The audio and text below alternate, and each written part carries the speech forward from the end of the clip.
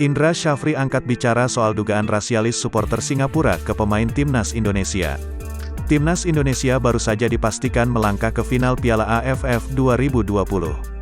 Pada laga leg kedua semifinal Piala AFF 2020, Timnas Indonesia berhasil menang 4-2 atas Singapura di Stadion Nasional, Singapura, Sabtu, tanggal 25 Desember tahun 2021.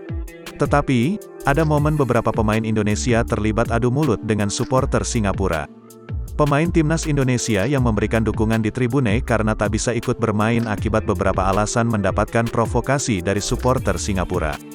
Dalam video yang beredar di sosial media, terlihat Marco Sandi Merauje serta Yabes Roni yang duduk bersama dengan beberapa pemain lain seperti Ryuji Utomo dan kawan-kawan.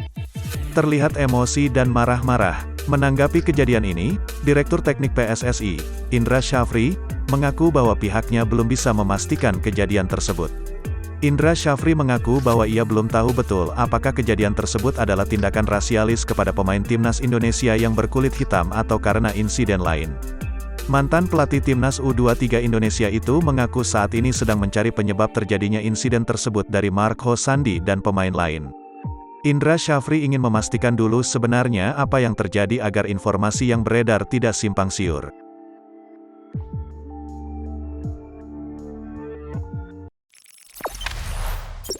Jangan lupa subscribe, share, komen, dan like ya!